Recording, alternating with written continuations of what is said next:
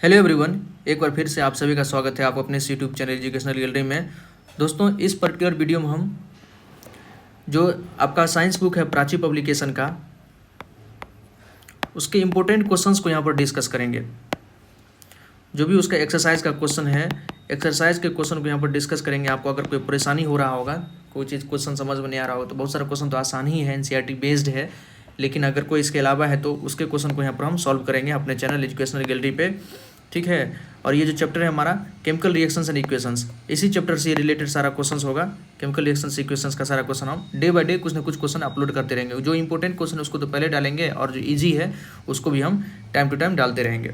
तो आज देखिए, उसी में आपका ये जो बुक है उसका एक क्वेश्चन नंबर 14 बड़ा ही इंपॉर्टेंट क्वेश्चन है, और कह सकते हैं कि थोड़ा वास्ट है, आपके सिलेबस में नहीं दिया हुआ है। पोटेशियम डाइक्रोमेट की चर्चा यहाँ पर नहीं किया हुआ, लेकिन यहाँ पर इसके बारे में बता दिए, क्वेश्चन पूछ लिया गया है, जबकि एनसीईआरटी इस चीज़ को नहीं लिखती है। लेकिन अगर है क्वेश्चन तो बनाना चाहिए, नॉलेज लेने से आपको बेनिफिट ही होगा। देखिए क्वेश्चन क्या है, how the colour changes when the gas is released as a result of thermal decomposition of ferrous sulphate. ये थर्मल डिकम्पोजिशन, फेरस सल्फेट का थर्मल डिकम्पोजिशन आपके सिलेबस में दिया हुआ है, यहाँ तक तो दिया हुआ है। करा यहाँ फेरस सल्फेट का जब हम थर्मल डिकम्पोजिशन करते हैं तो वहाँ से जो गैस रिलीज होता है, उस गैस को अगर हम कॉन्टैक्ट मिलाएं किसके, acidified solution of potassium dichromate. Potassium dichromate क्या होता है, K2Cr2O7, ये होता है K2Cr2O7, इसको कहते हैं पोटेशियम डाइक्रोमेट। इसका ओरिजिनल कलर होता है ऑरेंज कलर का। पढ़िएगा, अच्छा खासा ये ऑक्सीडाइजिंग एजेंट का काम करता है। अभी आप पढ़िए रहोगे ऑक्सीडेशन रिडक्शन में, ऑक्सीडाइजिंग एजेंट, रिड्यूसिंग एजेंट। तो पोटेशियम डाइक्रोमेट भी एक अच्छा खासा ऑक्सीडाइजिंग एजेंट होता है। और एसिडिफाइड सॉल्यूशन का मतलब H2SO4, वैसा सॉल्यूशन जहाँ पर H2SO4 हो या कोई भी एसिड हो, HCl हो सकता है, HNO3 हो सकता है, कोई भी हम इस प्रकार अगर सॉल्यूशन ले लेते तो उसको हम क्या कहते हैं, एसिडिफाइड सॉल्यूशन। तो जब वहाँ से थर्मल डिकम्पोजिशन में जो गैस रिलीज हो रहा है, वहाँ उस गैस का जब हम इस K2Cr2O7 के साथ रिएक्शन करेंगे तो उसका कलर किस प्रकार से चेंज होगा। 4 ऑप्शन दिया हुआ है कि ग्रीन टू ऑरेंज हो जाएगा, या रेड टू कलरलेस हो जाएगा, ऑरेंज टू ग्रीन हो जाएगा, या ब्लू टू ग्रीन हो जाएगा। इसी को हमको देखना है। देखिए उसी क्वेश्चन को हम यहाँ पर लिख लिए हैं। क्वेश्चन को एक बार पढ़ देते हैं। How the colour changes when the gases after thermal decomposition of ferrous sulphate come in contact with an acidified solution of potassium dichromate. Solve करते हैं। सबसे पहले फेरस सल्फेट को देखते हैं। फेरस सल्फेट क्या होता है, FeSO4, FeSO4.7H2O। Original ferrous sulphate यही होता है। जब इसको स्लाइटली हीट करते हैं, हल्का हीट करते हैं ना, तो ये इसका पानी जो है वाटर ऑफ क्रिस्टलाइजेशन, ये पानी इसके साथ जो अटैच है इसको हम वाटर ऑफ क्रिस्टलाइजेशन बोलते हैं, ये रिलीज हो जाता है। तो FeSO4+7H2O स्लाइटली हीट कीजिएगा तो ये बनेगा।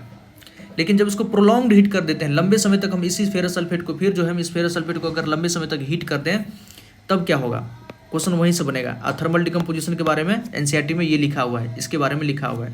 तो जब इसी FeSO4 को हम फिर से प्रोलॉन्ग्ड हीट कर देते हैं तो ये टूट जाता है Fe2O3, ferric oxide plus sulphur dioxide और प्लस सल्फर ट्राइऑक्साइड SO2SO3। इस प्रकार का ये तो डायरेक्ट क्वेश्चन पूछ सकता है कि फेरस सल्फेट को हम अगर थर्मल डिकम्पोजिशन करेंगे, हीट के प्रेजेंस से इसको ब्रेक करेंगे तो क्या क्या बनेगा। तो Fe2O3 बनता है, SO2 बनता है और SO3 बनता है। ये दोनों कलरलेस गैस है, कलरलेस गैस है, बट स्मेल बहुत ही पंजेंट स्मेल होता है, बहुत गंदा स्मेल होता है, उसको कहते हैं पंजेंट स्मेल। सल्फर डाइऑक्साइड और सल्फर ट्राइऑक्साइड का स्मेल बहुत खराब होता है। तो क्वेश्चन अब यहीं से शुरू हुआ है कि when the gases after thermal decomposition, तो कौन कौन गैस निकल रहा है, SO2 निकल रहा है, SO3 निकल रहा है थर्मल डिकम्पोजिशन में, come in contact with acidified solution potassium dichromate. जब इस गैस का हम पोटेशियम डाइक्रोमेट के साथ रिएक्शन करेंगे एसिडिफाइड सॉल्यूशन में, तब क्या बनेगा। सिंपल रिएक्शन करा दीजिए। देखिए ये हमारा सल्फर डाइऑक्साइड है प्लस पोटेशियम डाइक्रोमेट क्या होता है, अभी हम पढ़े थे K2Cr2O7, ये होता है तो हमारा potassium dichromate plus 2H2SO4। Balance तो हम बाद में करेंगे, बैलेंसिंग अभी छोड़ दीजिए। H2SO4 सिंपल,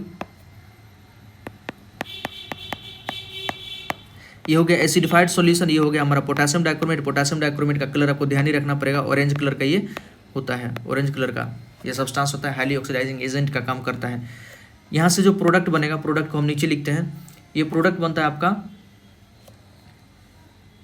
2Cr2SO4 का whole thrice plus K2SO4 plus यहाँ से वाटर रिलीज होता है। तो यहाँ ये जो ऑरेंज कलर था दोस्तों, ये पोटेशियम डाइक्रोमेट K2Cr27 खुद ऑक्सीडाइजिंग एजेंट है, ठीक है।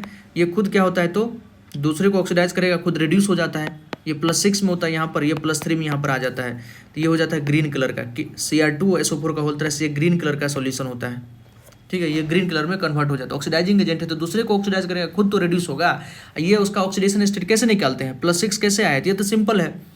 +6 कैसे आया है अगर आपको जानना है तो सिंपल है, देखिए K2Cr2O7 है, K2Cr2O7 है। किसी का भी ऑक्सीडेशन स्टेट आसानी से निकाला जा सकता है। हम कितनी बार बताए हैं, ग्रुप वन में कौन है, लिथियम है, सोडियम है, पोटेशियम है, रुबिडियम है, सीजियम है। इस सब का ऑक्सीडेशन स्टेट कितना होता है, ग्रुप 1 मतलब ऑक्सीडेशन स्टेट 1 +1 होता है सब में। लिथियम +1, सोडियम +1, पोटेशियम +1, रुबिडियम +1 होता है, सीजियम +1 होता है। तो पोटेशियम का तो फिक्स है कितना 1, लेकिन 2 पोटेशियम है तो कितना हो गया 2। हमको क्रोमियम का नहीं पता है तो मान लेते हैं x, लेकिन कितना है 2 क्रोमियम है ना, तो 2x हो जाएगा।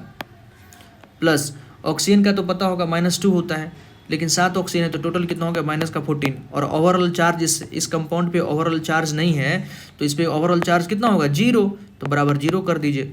यहाँ से देखिए 2x बराबर कितना हो जाए, 14 में से 2 गया 12, तो 2x = 12, तो x = कितना हो गया 6। इसलिए यहाँ जो Cr2 है ये इस यहाँ जो क्रोमियम है वो कितना है +6 ऑक्सीडेशन स्टेट में। इसी चीज़ को यहाँ पर लिखे थे कि यहाँ जो पोटेशियम है +6 ऑक्सीडेशन स्टेट में है, दूसरे को ऑक्सीडाइज करेगा, खुद रिड्यूस हो जाता है +3 में। यहाँ भी निकाल सकते हैं Cr2 का +3 निकल जाएगा आसानी से, तो ऑरेंज कलर इसका कन्वर्ट हो जाता है ग्रीन कलर में। याद रखिएगा यही क्वेश्चन था कि जब हम यहाँ से जो गैस रिलीज हो रहा है थर्मल डिकम्पोजिशन में, जो गैस रिलीज हो रहा है सल्फर, उसका जो हम रिएक्शन कराते हैं acidified solution of potassium dichromate, तो ऑरेंज कलर कन्वर्ट हो जाता है ग्रीन कलर में। तो ऑरेंज टू ग्रीन ये हमारा आंसर होगा। ऑलराइट, इसके अलावा और अगर कुछ क्वेश्चन देखना है तो देखिए ये जो क्वेश्चन है क्वेश्चन नंबर 9, इसको देख सकते हैं। On placing a copper coin in a test tube containing green ferrous sulphate. Ferrous sulphate क्या होता है, तो FeSO4। फेरस सल्फेट में अगर कॉपर का कॉइन रख देंगे तो फेरस सल्फेट का कलर कैसा है, ग्रीन है। तो कह रहा है इसका कलर कैसा चेंज हो जाएगा, तो कुछ नहीं, कोई रिएक्शन नहीं होगा। हम जानते हैं डिस्प्लेसमेंट रिएक्शन आप पढ़े होंगे, डिस्प्लेसमेंट रिएक्शन बता देते हैं। डिस्प्लेसमेंट रिएक्शन में रिएक्टिविटी सीरीज पढ़े होंगे, क ना का मांगे आलू जानू लोहे पे बैठी है तांबा चांदी सोना। देखिए कॉपर बहुत नीचे होता है, कॉपर नीचे है आयरन ऊपर है, तो कॉपर कभी भी आयरन को डिस्प्लेस नहीं कर सकता है। अगर FeSO4 है प्लस कॉपर है तो कॉपर कभी भी आयरन को डिस्प्लेस नहीं कर सकता, यहाँ पर ये रिएक्शन होगा ही नहीं। तो कॉपर आयरन सल्फेट का जो भी कलर है ग्रीन कलर का ग्रीन कलर ही रहेगा। ऑलराइट, तो इसका कलर चेंज नहीं होगा, तो remains green with no change in the colour copper coin का कलर भी कोई चेंज नहीं होगा। 10 नंबर क्वेश्चन देखिए, what becomes the colour of the iron nails after they have been kept in a blue solution of copper sulphate. अब देखिए copper sulphate में हम क्या करते हैं, आयरन नेल को रखेंगे। कॉपर सल्फेट में जब आप आयरन नेल को रखिएगा, एक मिनट, कॉपर सल्फेट का हमारा सॉल्यूशन है, इसमें हम आयरन का कोई कील रख देंगे तो ऑब्वियसली बात यहाँ तो रिएक्शन होगा। आयरन देखिए ऊपर है, कॉपर नीचे, ऊपर वाले नीचे वाले को डिस्प्लेस कर देता है, तो यहाँ क्या बन जाएगा product, iron sulphate FeSO4 plus copper.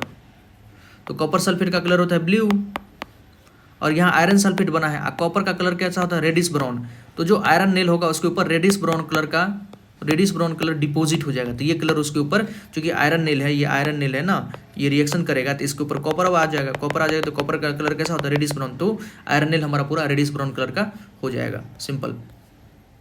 तो आंसर क्या हो जाएगा हमारा, रेडिश ब्राउन कलर हो जाएगा। 11th नंबर देखिए,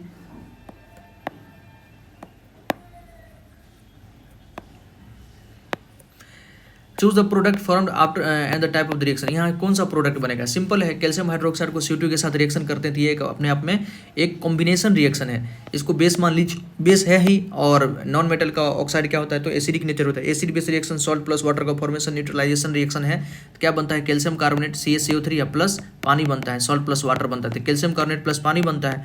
ठीक है, ये अपने आप में क्या है, तो कॉम्बिनेशन रिएक्शन है, calcium carbonate H2O combination reaction, simple.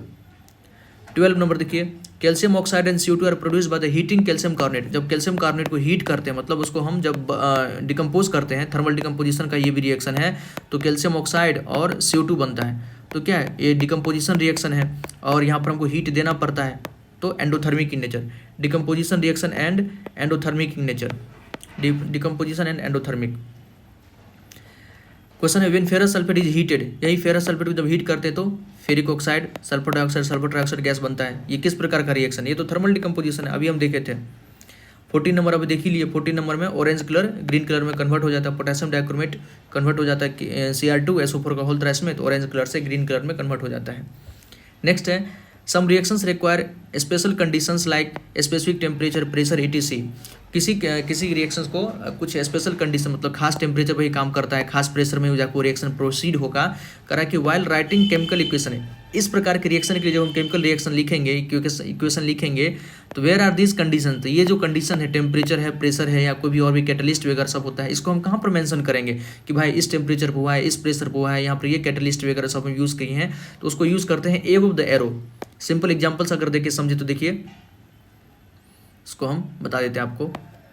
Photosynthesis का रिएक्शन तो आप सबने पढ़ा होगा।